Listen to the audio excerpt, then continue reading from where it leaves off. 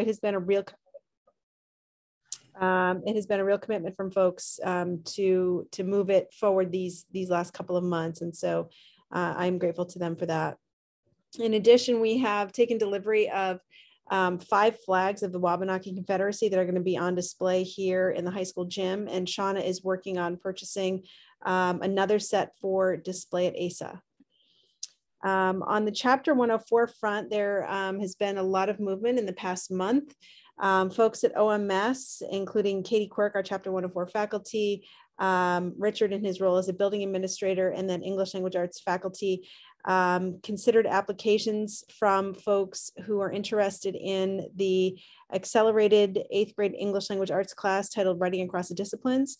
Those applications were reviewed alongside teacher recommendations and NWEA results, and communication is being made to those families about recommendations for courses for those students next year. In addition, now that we have our master schedule built here at the high school, we can confirm that we'll be running 2 sections of AP Seminar next year. One of those courses currently has 16 enrolled and the other has 18 enrolled. We are working on excuse me, the manual fill-in of students who have gaps in their schedule, so those numbers may change slightly. But that's, those are 2 robust sections for a first year of a course. So we're very, very excited about that. On May 17th, Katie Quirk joined us for our monthly parent advisory group meeting to share with middle and high school families updates on the evolution in the learning opportunities for accelerated learners. There was great dialogue there, and it was a fantastic opportunity to get some feedback from families about not only their experiences prior to this year, but their reflections on what we are proposing as some of those revisions.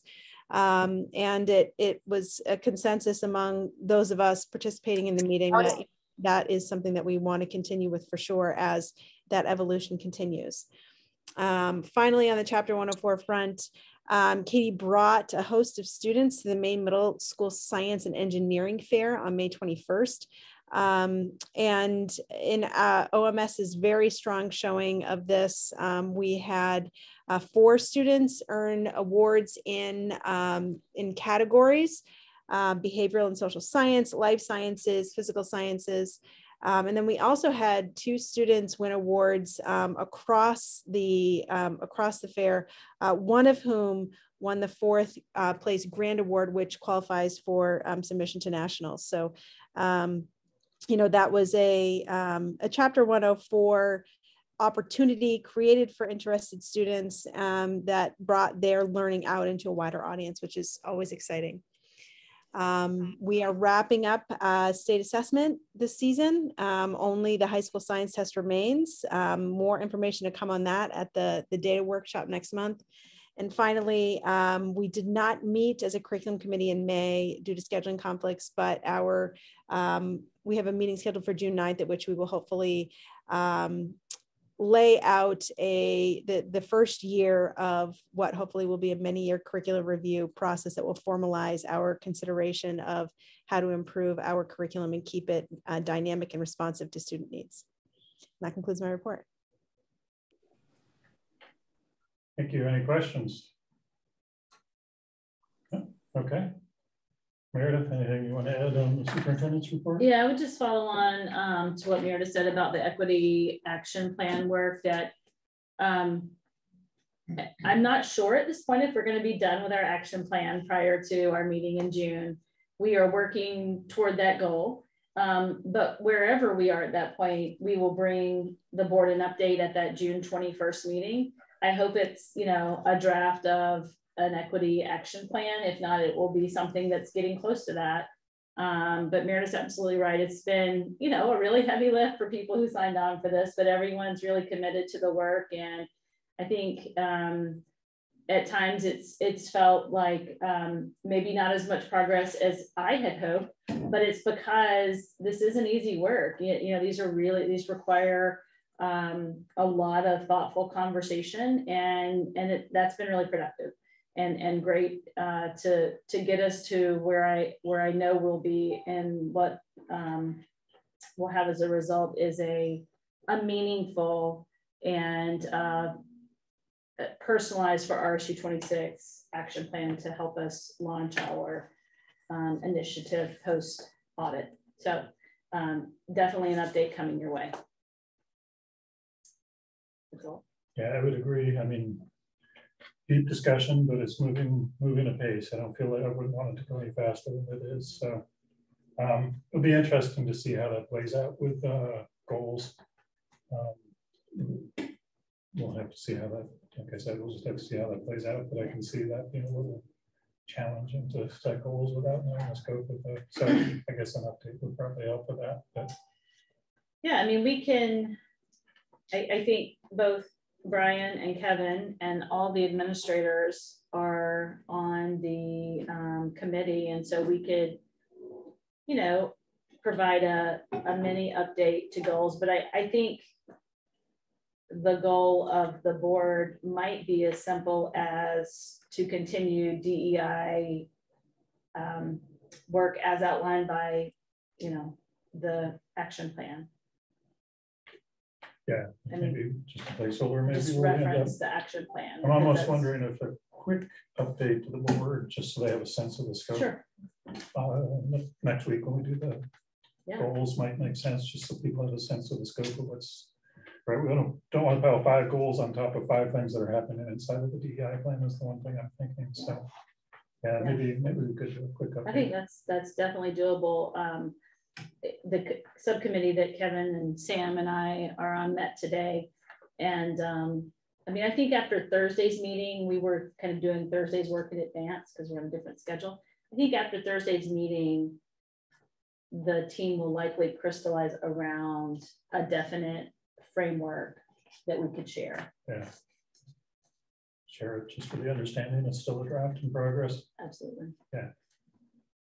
Anything else? COVID discussion? Any updates you want to give, Meredith? I don't think so. I can't really think of anything. You know, we're updating the numbers as we get them. I would say compared to, I forget when, 3 weeks ago, 4 weeks, it's a blur at this point when our spike was. I think it was around 3 or 4 weeks ago. Things have definitely settled, but you know, it's hard to know what to make of that, right? We're not testing in a formal way. We're testing as people request. So it's been steady, you know, kind of the last 7 days or so have been pretty steady. But definitely, I think mirroring what is being seen in the, you know, at-large numbers, that probably underreporting because people maybe aren't recognizing symptoms because at times they're so light. Yeah. Or electing not to test. I mean, that's, you know, the measured number of reported cases are down quite a bit, from which, you know, which of course we stopped, or we chose, but we were required by the state to stop the pooled testing. And so part of what I take away from that is that most of the cases, at least in kids, are asymptomatic. And the other thing I take away from that is there was a question of, gee, are we having spread in the schools because we're higher in the community, or, you know, are we just higher in the schools because we were pooled testing? And I think the answer to that question is we're still just reflecting what's happening in the community. We're not spreading. And, you know, some people will feel good about the fact that there's asymptomatic cases in the kids. Some people will feel bad, but yeah, go ahead. I guess I was thinking that it was pretty clear to me that ASA was spreading based on the numbers. But I mean, why would ASA be so much higher than middle and high school? It's a cluster, and all the cases I knew were people that had kids at ASA and brought it home. So I guess I was wondering, like, it seems like the pools, we stopped the pool testing, but can you still tell that the numbers were going down, like when you, like after the pool testing? I mean, is there some sense that they're clearly going down even after pool testing? Numbers were high for a while and then they started going down. Like, is there a signal there that you can kind of read? Well, I mean, they stay in the report for, I think it's 5 days, so that's why it dropped after the pool testing stopped. No, I agree. We can't compare our numbers today to 3 weeks ago. I have no idea if our numbers are truly higher or lower. I guess I mean, practically, I guess my question really is about for like next year, right? Like, do we have a metric or some index or some way of tracking that we feel okay about, you know, And that's, you know, again, like for me, like if there was a case like a couple of weeks ago, I think, you know, a couple of weeks of masking, and if we have this evidence of a spike would make a lot of sense. And do we have a way of tracking that in the fall? Well, we don't have any different way other than what we're doing right now of encouraging people to test, and the state has really encouraged us to, you know, distribute these home tests. But that's a much more, I guess, with the virus and the fast moving nature of it, a more reliable way to determine if someone's symptomatic than the pool test and waiting on the results. So I don't have a plan other than what we're doing right now, unless something new comes out in guidance from the CDC. And, you know, our conversation a few weeks ago, I know you weren't here, Noah, you know, Karen Martin knows the most in our district about cases and the circumstances, and she was in the meeting with us. And really, it's her observation and listening and knowing what's happening in families, and knowing, you know, if cases seem related or not. And her word to us was she's not seeing much evidence of that, even when we had the large spike happening. Because that was my question for her, right? Yeah, and she's the one who talks to all the families. So I mean, I did watch that meeting. Okay, I guess. So you heard her feedback. You're right. We don't know for sure that there's no spread, but an alternative explanation for the spike in ASA was just vaccination rates, right? Which are higher. Vaccine and boosting were higher in the middle school and the high school because that. So, and in particular, the boosting, it's pretty clear at this point that COVID shots should have been a three shot thing. That third shot's pretty big, and none of the kids at ASA had a third shot. So again, it's sort of like, for me, if we could come to some semi-quantitative way of like, what is our metric that we're tracking, or how are we doing that in the future, like in the fall, or like what are the different things we can look at? I don't know. That's a sort of know what, or maybe not right now, but like that's the thing I would. I mean, we have reported cases, right? Yeah. In the schools, and we have CDC tracking, which at this point is cases. They acknowledge, you know, that's numbers change because people aren't testing, but CDC said pretty strongly we should be focusing more on hospitalization rates, which I think we're going to continue to get tracked through the fall. So that's what the CDC has given us. I'm not sure. I'm open to suggestions, well, but I'm not sure what else you're suggesting we do. No, I don't know. I mean, I've heard you say before that you don't sort of trust the community-wide metrics because they're not specific to the local, like what's happening in our schools. So right, you're right. The hospitalization is a blunt instrument for sure. Yeah. So I don't know, because randomized sample, some things it's like that, or maybe just their self-reporting families seems like a good enough metric. Because again, like for me, I have no idea what the fall looks like, but there may be a week or two where it may make sense to put masks on, and just kind of looking forward to if there are anything we could do to kind of like think forward. I mean, I think as long as the self-reporting is apples to apples, right? For a while they were comparing self-reporting to self-reporting plus pool testing. That was not an apples to apples comparison, but I guess we have to hope that self-reporting it will be apples to apples going forward and could give us a sense of local trends. We can't like monitor our own sewage or something.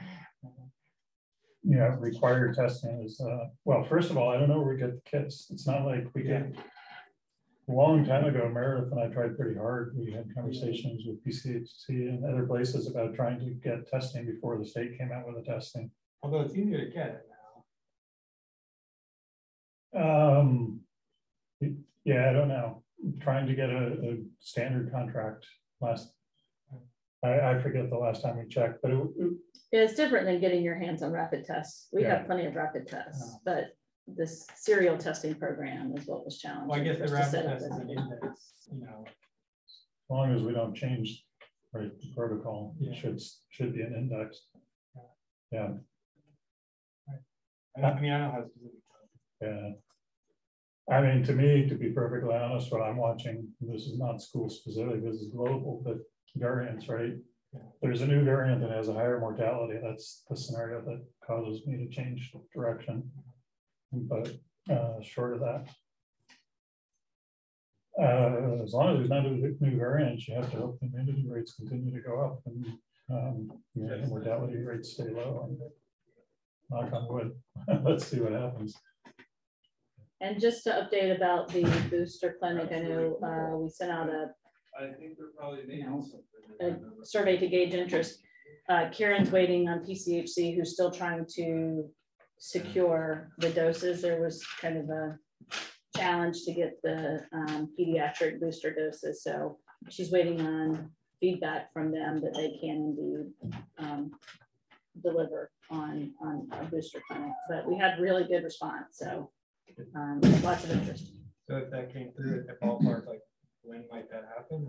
Well, we're trying to offer it before the end of the year, so I mean it's all dependent on when they say they can come, and when they can get it and then get us in. But we're in their queue if they can get the boosters. I mean, even if it's after school's out, we would still probably run it, and for people who want to bring their children up. But we'd like to be able to do it before school's out.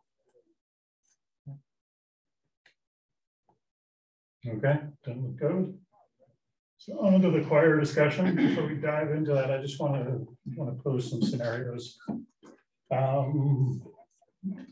just want to decouple what we'd like about a particular situation versus help everybody, whether it's the board or people in the audience, to think through roles, right? So the scenario we had is a lot of people from the arts booster showed up, and right, as we all know, added almost 40,000 to the budget to provide, with an intention that be used towards taking the choir position from half FTE full-time teacher position with the auditorium, but to bump that up to a full-time choir focused position, right? And there are all kinds of arguments pro and con, which I don't repeat. But and just to be clear on the law, right? The law says the community votes on the budget. Operating the schools strategically goes to the board. Operating the schools tactically goes to the administration, right? There's some reasons those rings are there.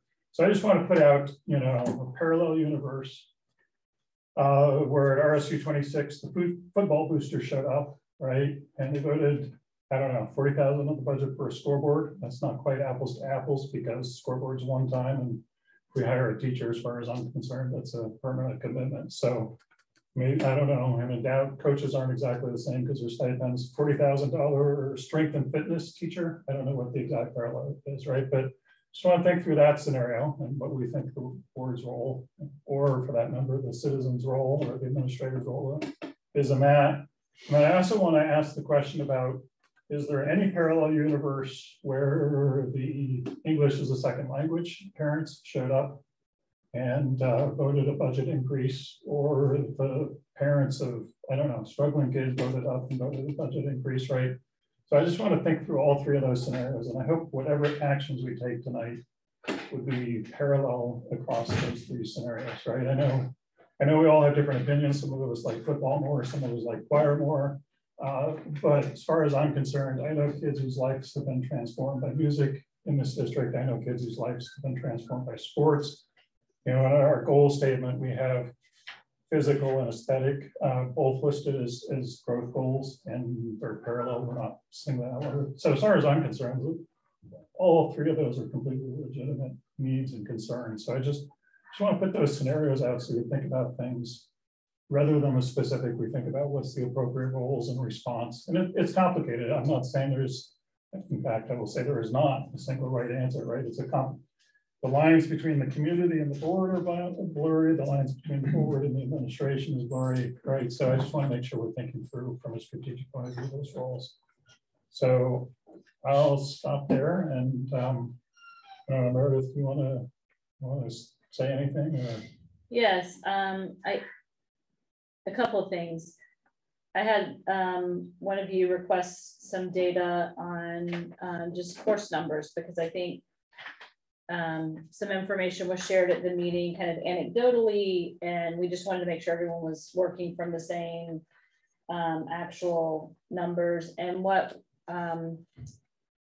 Meredith Diamond and I talked about is we wanted to be sure to have a look at numbers just before the pandemic, so you could see kind of maybe the full effect of the increased choir position and what the numbers were looking like in the program and in, you know, in electives in the music program at that point.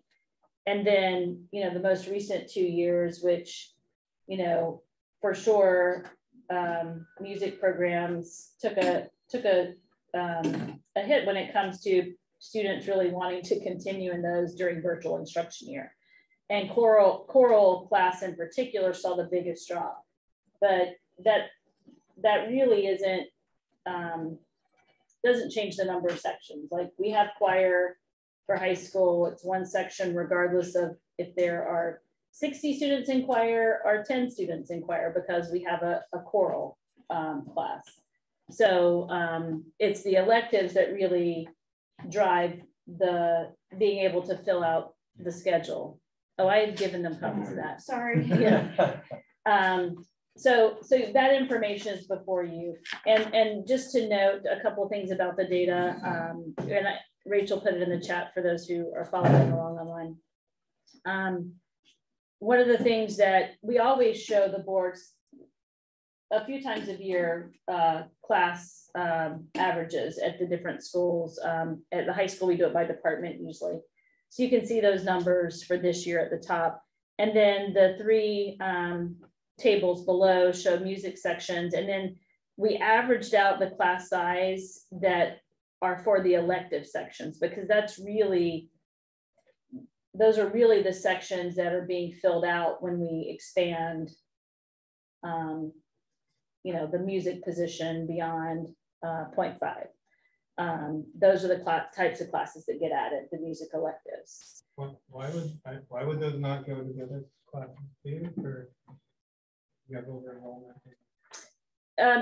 Well, they might, but it wouldn't change. We would still have one section of that class. So it's being able to offer diverse offerings, more offerings, like a different type of choral, like a, you know, or a jazz band period, or a, you know. The half FTE already covers the core class, right? Really, it's the electives that we're talking about. And so the number you see that's small right below each table is that average. So you see, like, it's kind of cut off the way I printed this. I apologize. Average class, and you see an S. That's the size when you take out the kind of the band class and the chorus class and the orchestra class. That's the kind of core offering in each of those programs. And then just for comparison off to the right, one thing that the high school shared with me is just the relative load, for example, of like our visual art teacher at the high school.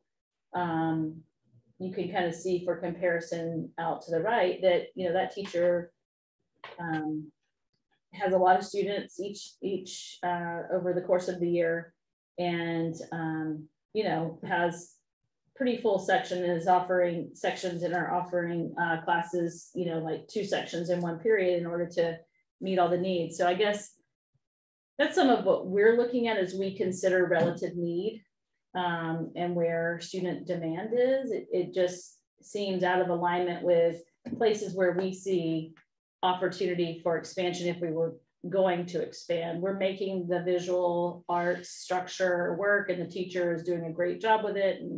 And you know, we haven't come forward with that kind of request. So that's what we see and what we weigh when we have this kind of request to expand a position that we've already had difficulty filling up a schedule for in, you know, the past 5 years. So that's the data. Can I ask about the data? Sure. So the visual arts section, are these just the electives, or are they included in the core that's in that first table? Are they broken out the same way music is, or is it? Visual arts doesn't have a core class that every student takes in the same way. They're pretty much all electives. So I guess it's not quite a fair comparison between. No, I mean, if you We the band have 45 students in our class. Yeah, it's just they're just different. Yeah, it's just different. The band is always going to have a really much larger number than, you know, a class like you know, art fundamentals or math, Yeah, or so that, or, you know, the history of rock and roll is just a different structure. And so we always offer that as one section. Band's always going to be one section, because the band teacher and the choir teacher doesn't want their choir separated in two separate periods. They need to rehearse together and learn together. So we consider those as just one section, regardless of the size of it. And so really what we're doing when we expand out a position is adding other types of classes to the mix. Like, you know, you might have an ensemble that is put together for one period, or you might have, you know, some of the other offerings you see here. And these are the offerings that really, that make enough numbers that we feel justified to offer it.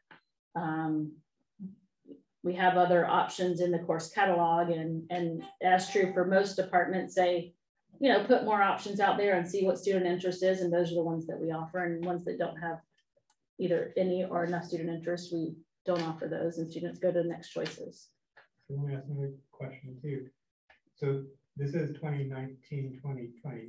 Isn't that pandemic year? Well, that was the year, the pandemic was at the end of it. So at the beginning of it, we were, you know, 2019 was the beginning. Am I 2020 March. spring 20. So that was our last year where we had kind of normal enrollments, and programs were operating kind of as typical. Okay. When we established the Seems like it's no schedule. longer, does it? Yeah, 20, I guess 2018 was when it was in the other part of the world, right? Got here, right? Right. Yeah. I have a quick question going off from Brian's opener. So I appreciate the framing of that, Brian, for consistency in decision making. So to what extent, you know, in terms of board, admin, relationship, decision making, what can and can't happen? Well, for me, it's the administration makes a recommendation, and then we look at it and see if it's reasonable or not reasonable, right? So we're kind of like the check and balance against that, at least in my mind, right? So administration knows what's going on in the schools better than we do. They make a recommendation to that based on that. And if they can support the recommendation, then to me, you know, I go with that recommendation. Yeah, I mean, there's no hard line. I mean, the only thing that's in the law is a teacher can't be hired unless the administration wants the teacher hired and the board wants the teacher hired. But traditionally in this district, and it varies on the size of the district, I'm sure Portland has different processes. The board doesn't get involved in 1 FTE positions, but in this district, traditionally, there's been a sort of mutual respect and back and forth negotiation between the board and the administration on creating new positions or removing positions. So it's been kind of, I mean, Jake, Mark, what you said, it's a fair characterization, or Meredith, fair characterization. It's kind of a mutual decision. I mean, I guess if push really comes to shove, it's probably the board that's taking the decision, but mostly we pretty much talk back and forth until the consensus is. In fact, I think the last time consensus was not reached was when we took the choir position from 0.5 FTE to 0.8 FTE, which was done by the board, mostly Mark and myself, over, you know, the recommendation of the administration. So that's the only time I can think of in the 9 years that there wasn't a consensus between the board and the administration. The other thing I would just add to the final piece I wanted to share is just the status of our applicant pool. We have 2 applicants for the choir position. One of them is an applicant for, you know, the combo position, because we're just thinking flexibly about this. At least I am, in terms of what my plan is with an interview committee, is to look at everything and figure out how do the puzzle pieces fit together the best with the most qualified people. So we have 1 applicant who's interested in both the choir and the auditory management. We have 1 applicant who's more interested in choir but willing on the auditorium manager, and we have 5 applicants for the auditorium manager alone. So that's kind of what the applicant pool looks like right now, and that's those choral applications came in the last week. So we've just gotten these choral applications in, and so I feel like we're at a point now where I'm ready to assemble a committee and let's interview the individuals we have and determine if we have people we want to move forward with, or if we need to rethink something. So that's kind of the other piece of, because I think a lot of what was asserted was, you know, being able to find applicants who are qualified and who would be the kind of applicants we would want to hire. So I guess,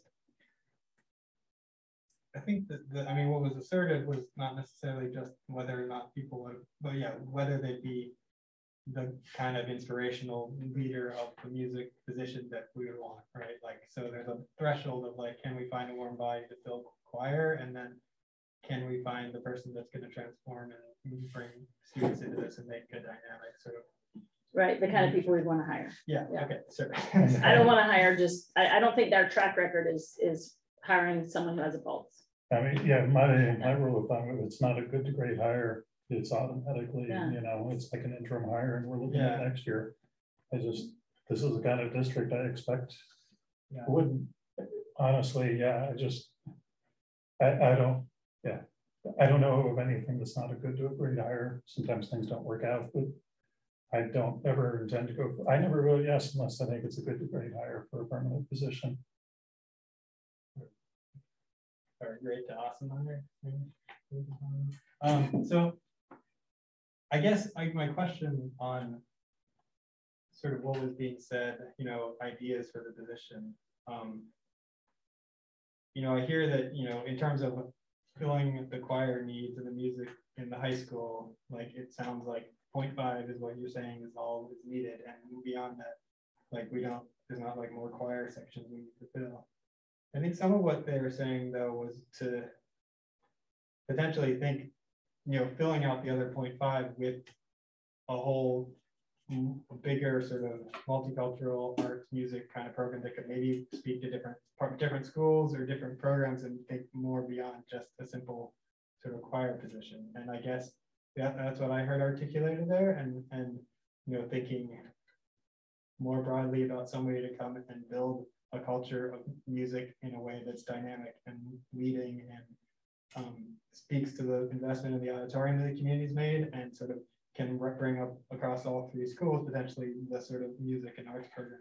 And having somebody with that kind of dynamic visionary leadership and ability to sort of inspire students and kids, I mean, that's the kind of person that I would think you would want to hold the full-time position, not a half-time position. And so I guess my question is, have you explored that idea at all, thinking beyond just filling what we've done in the past with filling these choir numbers to like to that? I mean, I just note that we just invested in the football field too. So I don't know, to be honest, of all the arguments, we just invested in something was the one that helped the least sway with me. We just invested in a bunch of things. But like, yeah, I agree. But I think that I'm not. Yeah, well, no, if you're suggesting this, what would you envision this person doing for the other half position? I mean, from the numbers we have in front of us here, it's clearly, at least to me, it's clear that there's, as it currently stands, probably overcapacity at 2.5. So if you're going down that road, what would you have this person offering that other 0.5? Because quite honestly, some of the courses that were suggested at the budget meeting probably couldn't be legitimately offered by a regular chorus teacher. It sounded more like you either need to be a musicologist or some kind of social scientist who would be trained to teach a course like that. I mean, for example, I teach a music and politics course. It's always incredibly well enrolled. My guess is that the average choral music teacher coming out of college probably couldn't teach that course. Yeah, I believe that. So what would you envision this other 0.5 position offering? I mean, this isn't my particular expertise, but like I think that people could creatively envision like what leadership in this area would look like if it would bring up the program and maybe would go across schools and would, I don't know, I don't have the specific answer. I'm just saying in general, it does feel like that a person that isn't just choir but could do music more broadly, or even the arts or something more broad. Like, I don't know. I think that there's another half that position that could be related in a creative leadership way of building out the culture of music and the arts that I haven't explored yet, and I'm asking if anybody else has. I think maybe we're forgetting that we have other arts teachers and other music teachers, right? We have a band teacher, we have an orchestra teacher, and we have visual arts teachers. So I hear you keep saying, like, I almost get the impression that you think like this person's the leader of like the department. And I think we're not doing a service to remember that there's other people in these departments that fill other roles. So this is like a, you know, choral role. I mean, we haven't done a needs analysis that says the need is definitely in choral. To me, it's at least as conceivable we'd be better off to take that half FTE if and when, you know, the student needs are there and we have the money, which maybe is next year, great, or maybe it's 3 years, or maybe it's never. But I could easily imagine that half FTE would be better off going to a drama teacher than to a full-time choir teacher, right? So even I just don't know of any analysis except for an intuition of people who mostly said the same thing to me 4 years ago that turned out not to be true, to be honest. I just don't know of an analysis we've done that says, right? I mean, drama teacher or Mark's musicology I guess teacher. where I start from though is like hiring half a person isn't a great model to go on, and that's where I'm coming from, sort of as a start. But I guess what I would say is sometimes it is, sometimes it isn't. We've had some great halftime hires, and sometimes it's been challenging, but I mean, that's where I come down. I heard Meredith say the phrase flexible thinking, and she didn't quite say it, so I'll say it. Trust the administration a little bit. I've seen the administration, you know, come back to us in July and say, we just not finding the right person for this halftime position. We have to make it a full-time position. Other times I've seen them say, no, we really can make a halftime hire work and get a great person. And we made a halftime hire work and we got a great person. So that's to me where I kind of come down. I feel like, you know, I have some really deep equity concerns. I feel like one group, they kind of cut in line and they follow the rules. So no criticism of them. And to be perfectly honest, you know, I'm a firm believer in democracy and I follow the democratic rules. And so I take that pretty seriously. And I'm not sitting here tonight wanting to just say, I'm drawing a red line in the sand. We're not going where that group says. But it seems to me that the smartest move is to take some flexible thinking. I would propose that, you know, possibly the ad, you know, the ad stays up till we have a hire, the ad get extended. So it kind of is amorphous and can handle auditorium, choir, halftime, choir, full-time. And we continue to let ads come in. But like Meredith says, time's ticking. We have applicants. Let's get our committee together. Let's look at the applicants. I'm never going to say yes unless it's a good, great teacher. I don't claim to have the ability to tell from a 1-hour interview if they're good or great, but I'm never going to say yes if they're not a good, great teacher. I give the administration credit for the same thought that they're not. And I give the administration a lot of credit for having done really flexible thinking. Sometimes the halftime thing is the win. Sometimes the whole time position is the win. And so let's open up the ad. So at least it's a possibility to get a full-time position, and let's start looking at candidates and so see what we have. Possibility to get a full-time position. A full-time, you mean half music, half.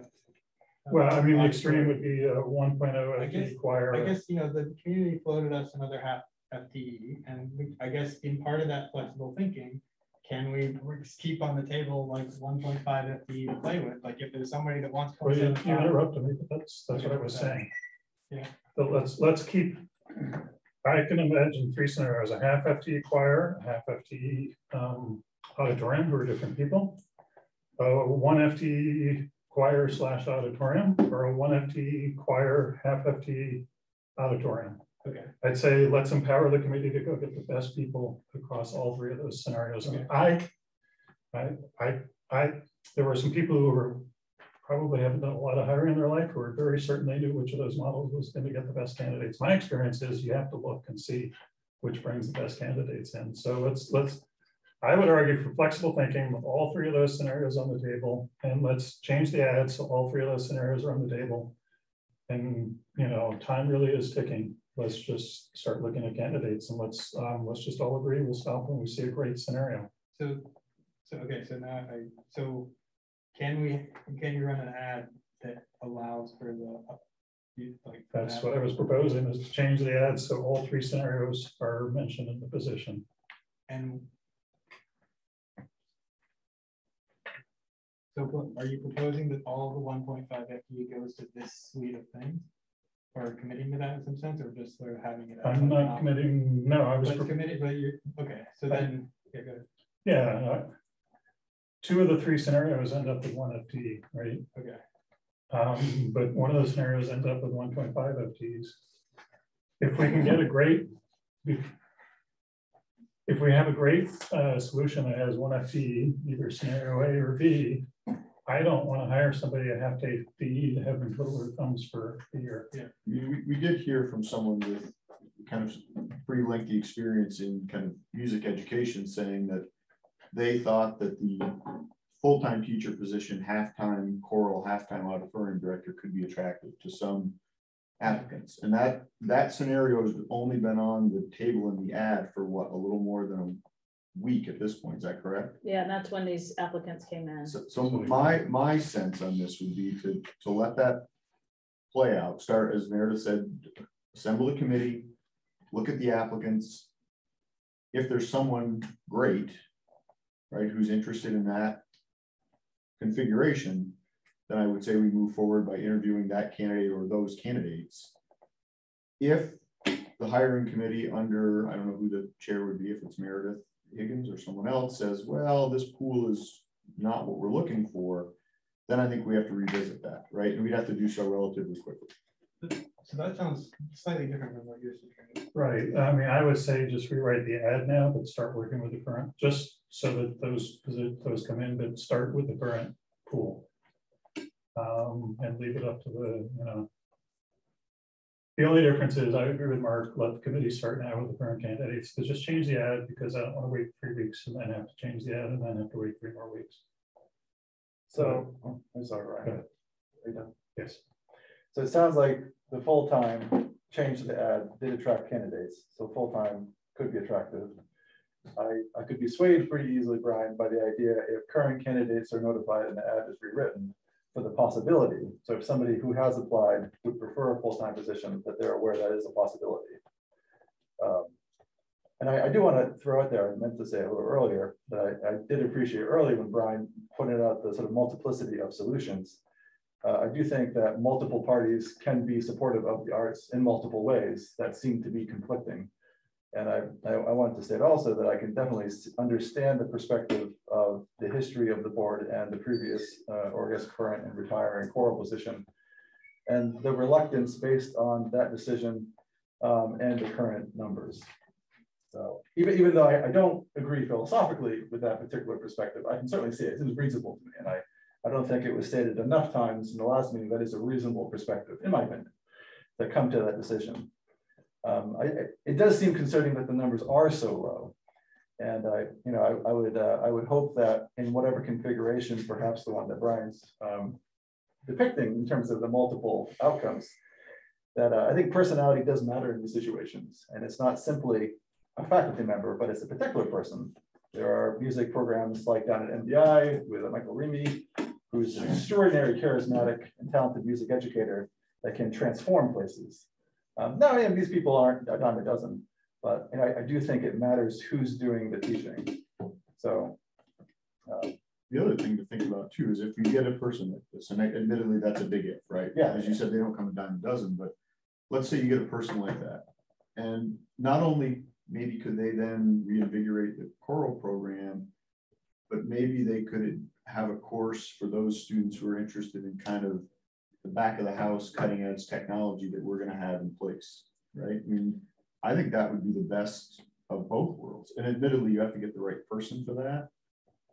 But if we could do that, I think that would be awesome. And then if they grew the choral program so large that we needed to take action, we take action. I mean, I think the one thing that you can say about the board over at least the last 5 years and probably longer, whatever the configuration has been, is that anytime we've been presented with a need to increase teaching capacity based on student demand, we've done so. I mean, Brian, can you think of any instance where we haven't done that?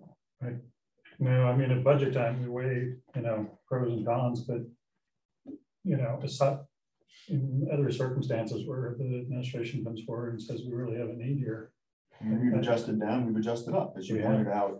Yeah. You know, and so. I mean, the other thing, sorry. No, I'm saying that would be something, at least speaking only for myself, that if the need were there to say, wow, the numbers are really exploding, then absolutely. If we could possibly swing it, then you increase capacity in that area wherever the numbers are exploding. The thing I haven't heard discussed enough is what happens if we hire this person at 1.0 FTE plus a half FTE for auditorium and the numbers don't expand, right? You know, maybe they're great and the student need's not there, right? Students are overwhelmed. They're kind of in a funky place. I wouldn't presume to predict what students are going to do for the next 2 or 3 years. I can't predict what my own son's going to do for the next 2 or 3 years. COVID's really gotten the minds of kids and they're in a funky place. And we can't predict. So what happens? We hire a 1.0 FTE. We do a good job of hiring. They're a great person, and these numbers go up by 2 or 3, but we're still running a bunch of sections of 5 kids, 5 kids, 5 kids, which that's deep inequity across, you know, the building and the instructors. I actually had somebody who was arguing for this tell me, well, you don't have to renew the contract after 2 years. And I just think that's unethical. That's not a road I'm going down. Fill your classes or I'm not going to renew your contract. As far as I'm concerned, you hire a person, they're here, and they don't fill the classes. And what do we do with that person? We pay them to monitor study halls. So I think there's a real ratchet of a hire when you go up. So I don't know. Having been on board a long time, I'm a big fan of flexible thinking. So I would argue for flexible thinking now, right? All 3 scenarios on the table, and flexible thinking 2 years from now. You know, we get that magic person and they're filling classes and seats. Let's start trial ballooning some more classes and see if we can keep filling them and grow that position. And I'll be more than happy to vote to put, if it comes to it, I'll be more than happy to put a 1.0 FTE in choir and a 1.0 FTE in the auditorium if that's what we need. But if we fill them now and that's not what we need, what are we doing? What's that scenario look like? I definitely hear that. I guess I'm a little more of the mind that not just to follow where student interest goes just because, but to have a little more leadership in where it should go. And I also do agree though, like that of the risk of, you know, if we have somebody that can only teach choir and they're here for a whole time and then people just don't like singing or whatever, you know, whatever reason. So I mean, in my thinking about like flexibly thinking about the best person, the inspirational person is again like thinking about somebody with a diverse sort of portfolio of what they could offer that could actually that wouldn't end up in that rut, right? Like so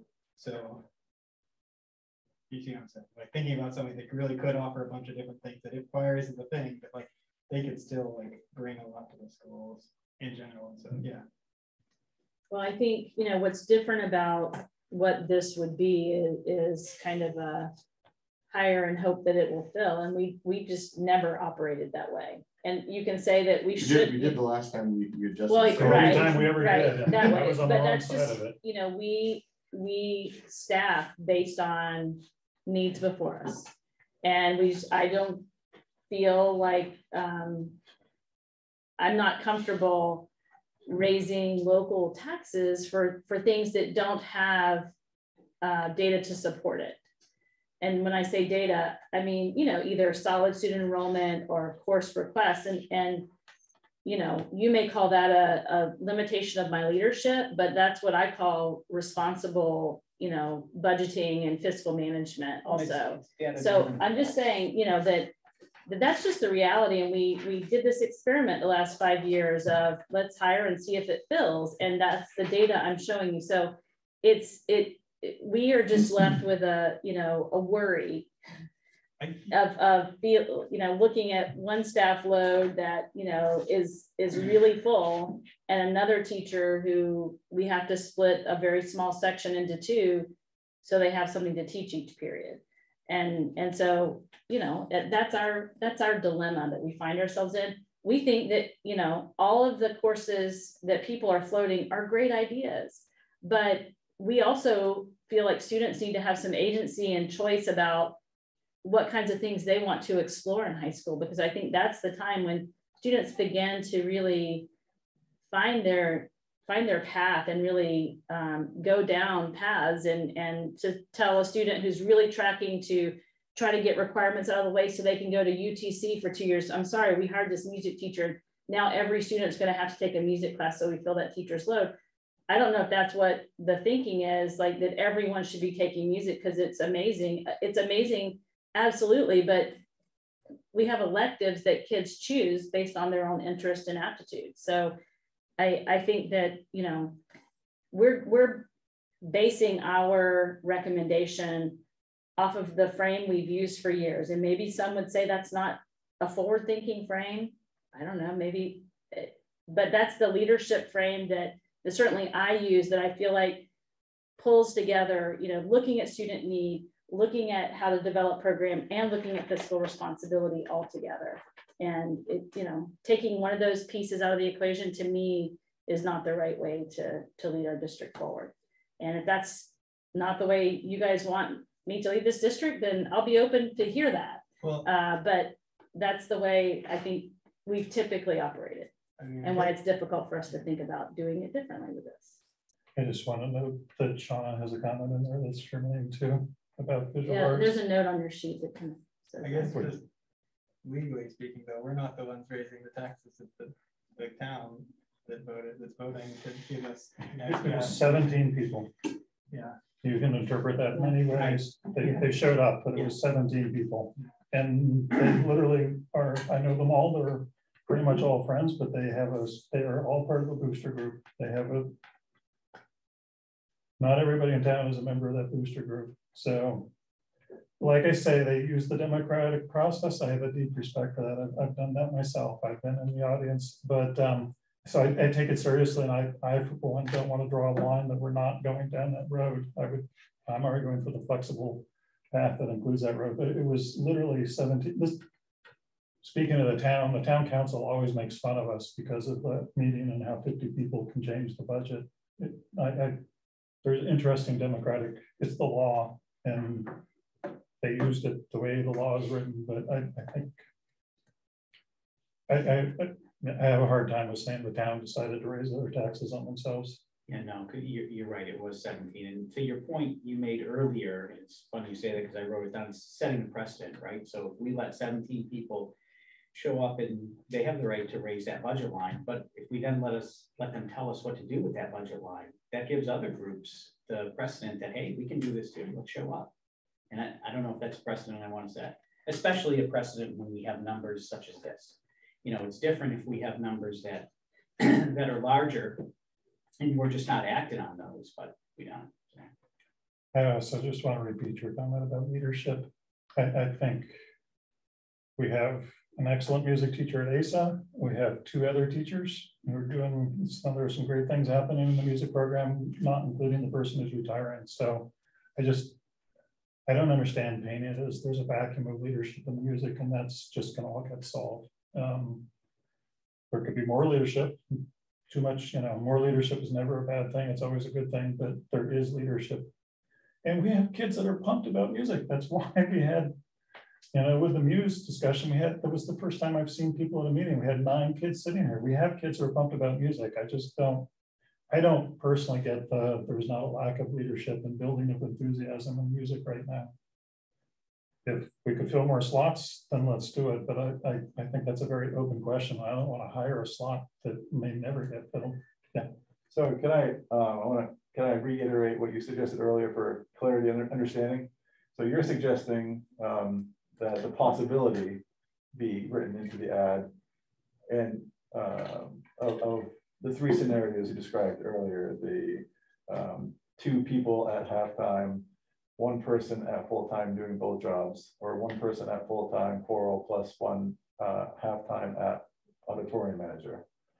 So I'll say that I'm willing to support that as, I think, a flexible compromise that acknowledges it was a minority of voters that show up, but it's a minority of voters that choose the president and the senators. I mean, unfortunately, people need to participate more in democracy. If they don't like it, show up next time. Yeah. At the same time, I do appreciate the idea of not allowing small groups of people to come in and say, I would like more number 2 pencils in room 12. So I understand that. So I think what you're offering is it's a pretty good compromise between positions. So that's my statement. Yeah, okay. I mean, that's what I would propose is change the ad to make all 3 positions available, effective tomorrow and start the hiring process. And then don't stop the hiring process till we feel like we have a great scenario. And I guess sort of, I don't know how, if you feel okay, Meredith, with the sort of open-ended nature of that, but sort of see what comes in the door. Like, I mean, I think when we do call, like back for the university hires or whatever, it was a little bit of a tell us what you would teach kind of thing. Yeah. Make a case for yourself and see if it fits. Yeah, I mean, I had designed this originally to be pretty flexible, to try to find the right people, but be flexible about how we structured it, whether it was 2 individuals or 1 individual. And so, adding this nuance is certainly something that can be done. And, I want to make sure we have a choir teacher and we need to also have an auditorium manager. And so, I want to get people in those roles, and I'd like to do it by the end of June if I'm, setting a goal for where I hope we would be. But sometimes you have to be patient to wait on the right person or people. And so I think I said in the beginning, I think we have to be flexible in thinking about this as we start interviews and we start looking at applicants. And I certainly am committed to doing that.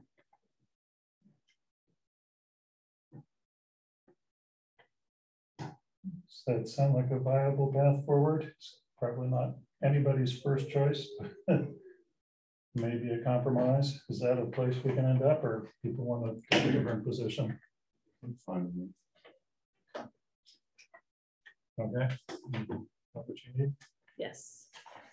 Okay. I will say that I do plan on convening a hiring committee, getting that organized. I know, Brian, you expressed to me your interest in serving on that. So yeah. So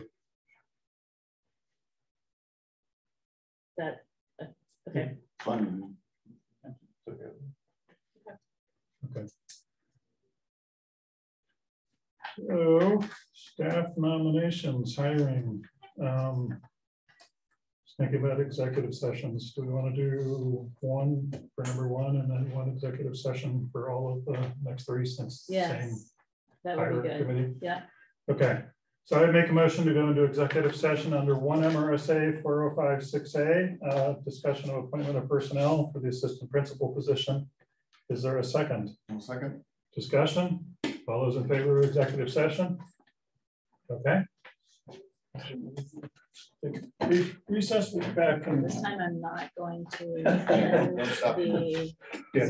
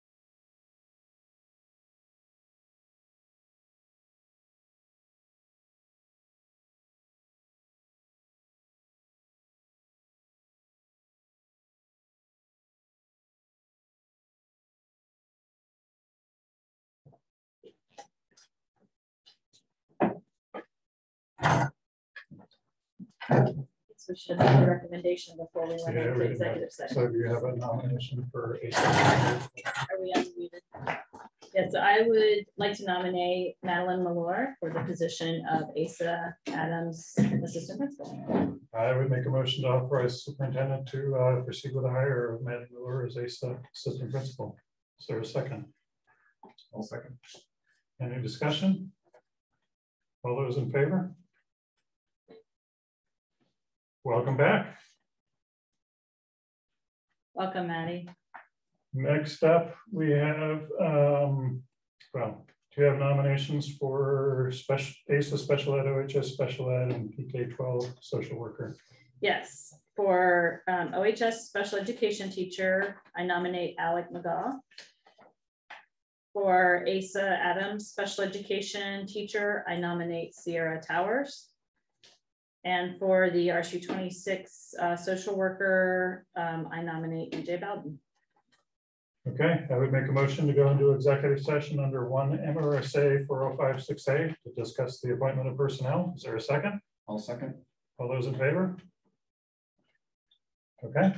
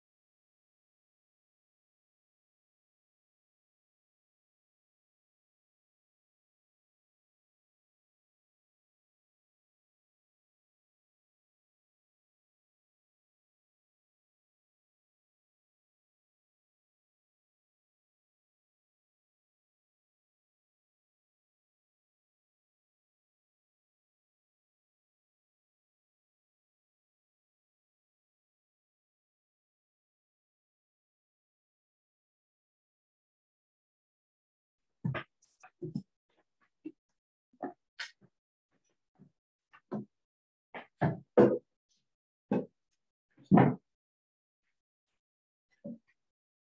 muted. Yeah. Okay. I would make a motion to authorize the superintendent to hire Alec, Sierra, and VJ as nominated. Is there a second? I will second. Any further discussion? All those in favor? Okay. Didn't see any co-curriculars unless I missed them. No. No. Okay. Next up, we have the LAU plan. Want to introduce that, Marilyn? Yes. Sorry, I'm turning on my video. Sandy CV is our ELL teacher, and Sandy brought us a revised LAU plan. So the LAU plan is our required plan for meeting the needs and requirements of students who are language learners. And Sandy CV is our instructor who supports these students. The adjustments to the plan, I think Meredith is going to speak to that. They're subtle, but you know, aligning us with a new state shift in kind of the program regs. Thank you, Meredith. So it's actually called the LAU plan. And it is after federal legislation that requires a board approved plan in each district that just ensures that the needs of multilingual learners are being met.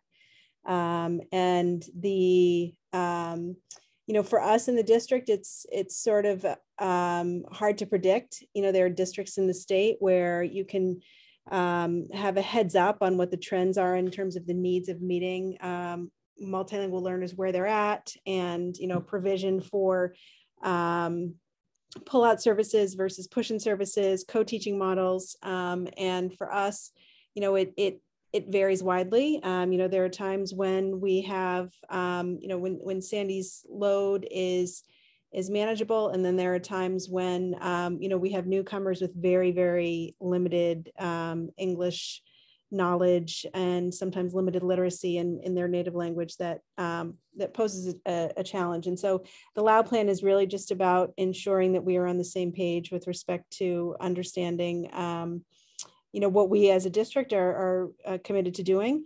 A recent shift that Sandy has made, the Maine Department of Education has moved away from the term English learner.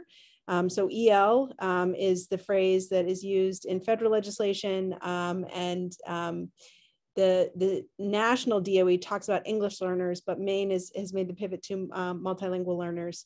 And so all of our documents have been revised to reflect that. The plan as it is very much in keeping with the template that is recommended by the state. But Sandy worked to revise it to make it, you know, more in the Orno spirit of, you know, being friendly to the folks for whom the LAU plan is a key to getting their educational needs met. Sandy has also advocated for greater language accessibility in district, and especially with respect to our website and ensuring that our website can be translated.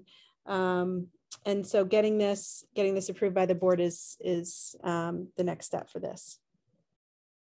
And one of the things that I read when Sandy sent us some information about this update was that the state is really changing this this language around multi-language learner to really respect and honor the student's first language or other languages other than English. So it's not an English-centric kind of frame for the plan.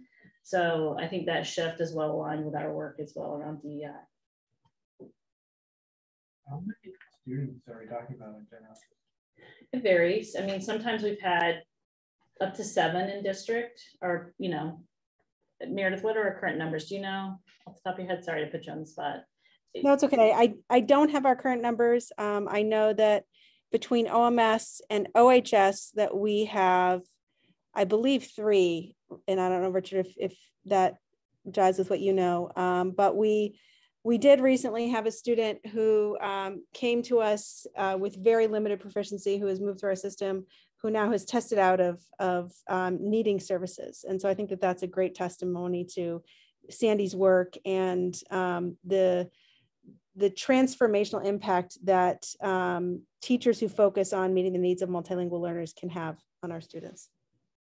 Like just the movement in of one family can create a huge spike. I mean, we've seen that over the years. Yeah. So. Right, and our instructor works K-12, so it's, you know, moving a lot, depending on where students are who need her more direct services, because obviously the goal is to have the student be as independent as possible. And so, you know, as she is first, you know, supporting students upon their arrival, there's a lot of assessment as to what their needs are and what the best way to serve them. And so, you know, she may be traveling across all buildings every day, or, you know, depending on where the students are. But usually I would say it's like 5 to 7 students in district, 5 to 8. 13. Okay. It shows what I know. Lisa, that's a comment. Yeah, she says 13 currently. Yeah, Mark's right. I remember when your family with 4 kids moved in and we had to hire a half-time teacher in the middle of the year. So, you know, it's one of those chunky areas for us that can go up or down a lot. And this is required to have board approval. So I would make a motion to approve the LAO plan as presented. Well, second. Any further discussion? Thank you for the work that went into it. All those in favor? Okay. Policy subcommittee reports. Policy subcommittee has not met since the last board meeting. We will have our last meeting in June. We will not get through all of the policies, A through H, I think it goes through. But we made a pretty good crack. We're mostly through the I's, which is the bulk of them. So we have student policies in J, and then we'll see what happens. I'm not aware of a lot of changes coming out of the legislature this year. This is their off year, but we'll see. I'm sure we'll hear from Grumman and Woodson in the fall. But yeah, anything we do with the policy subcommittee, I'm trying to think. I don't remember anything except the rotation through the review. We'll come forward at the last meeting in June. That's it. UTC? We've not had a meeting since I reported last. Okay. Spruce? Same, and we're actually done meeting in the middle of fall. Curriculum, I believe, has not met since last time. we're meeting next week. Meredith reported in her report what the plan was for that. Okay. Facilities and Building Committee. Feels like same old. Meredith and I met with the contractor and the architect today. We're still discussing the same list, sound and lights in the auditorium, a bunch of stuff out in the fields, and some very minor punch list of door that sticks and things here and there.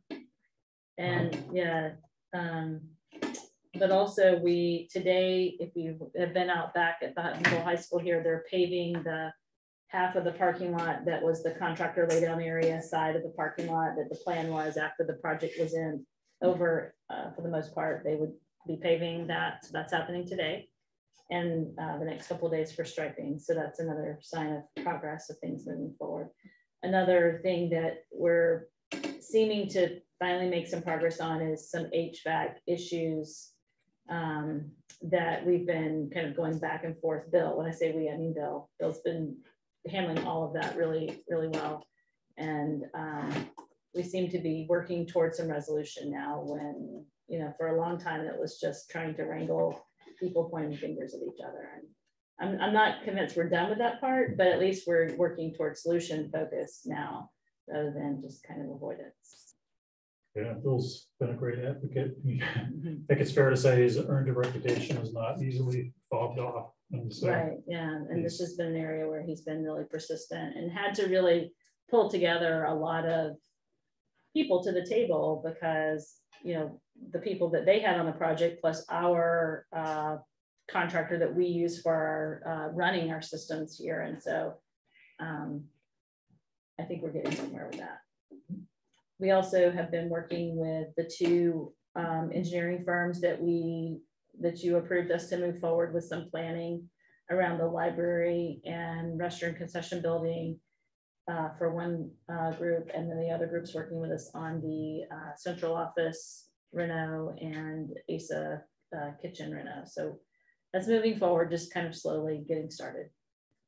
Yeah, I'm trying to remember any updates on the ASA siding or the high school roofing. It's planned to happen. I don't know the date. Bill could tell us the date. It's happening this summer. Booked in for the summer with the contractor. Yes. The idea of doing summer work might be something somebody could recommend to the town, right?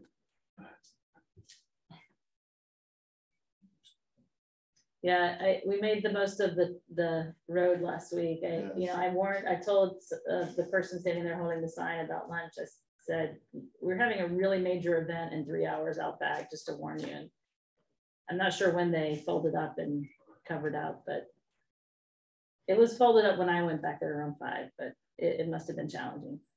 It should have been done in acknowledgements, but all those staff members who helped with parking and all this stuff during PBC arrival was right. Much That was appreciated. a big event. For sure. Summer is slower though. Yeah. Well, I'm sure that they got the contractor when the contractor was available. It's not always easy to line it up at optimal times. Very kind. Yes. I mean, I'm just speaking from our own experience. It's been really challenging. It is still a crazy world in construction right now. DI leadership. Kevin and I both been participating. We're working through a plan. We've been working with somebody named Paula, who I think Mark and those of you who've interacted with other people earlier haven't met, but she's been, I think, quite effective. And we started out with a definition of DEI. We moved into key areas. Into the key areas, we moved into key actions. And this week, I guess one of the 3 groups has already met, but this week we're going into detailed actions and timelines and accountability. So like I said, it's a little bit of a horse race to have something for the June, whatever it is, June 21st meeting. But if there were one more meeting, I wouldn't even have that much to have. We'd have something to present where there really is some progress and some really good discussions. And I don't know, personally, I feel pretty good about where we're heading. It's some good deep conversation, identifying some things that are important and tractable. So I don't know if anything you would add, Kevin. I'd echo what you said. Anything, Meredith? No. Yeah. Okay. Any other business? Requests for future agenda items. We are open for public comment. Would anybody like to make a public comment?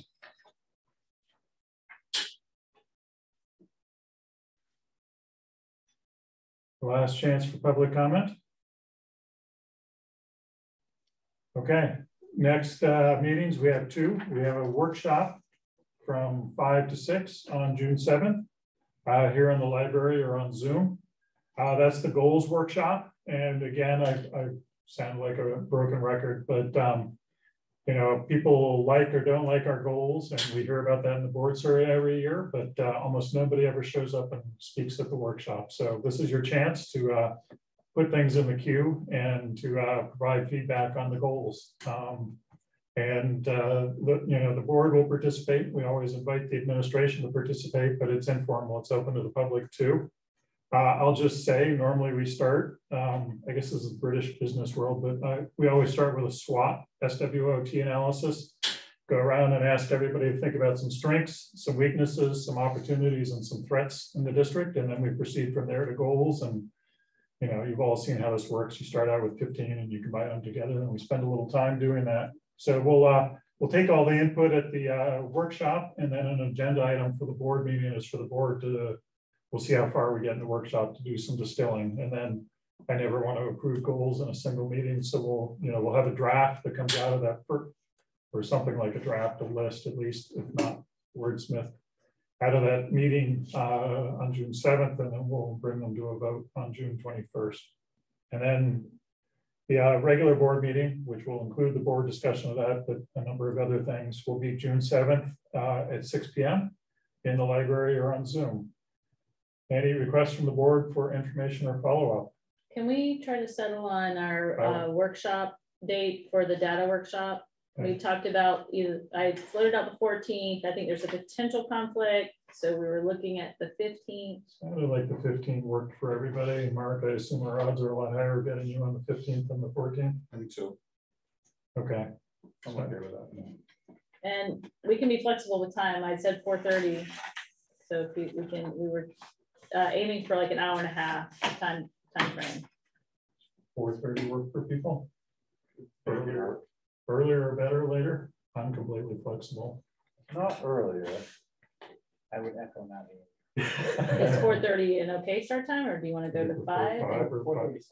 Yeah, I think with a couple of weeks of notice, I just, you know, young children. I need to make sure how long I can get off early to watch the kids. All right, so the 15th at 4:30. And all these meetings are here still. The workshops are here too, and online for people who are watching. And just making sure, does that work for our administrators, the 15th at 4:30? Okay. Great. Okay. Did Maddie unmute?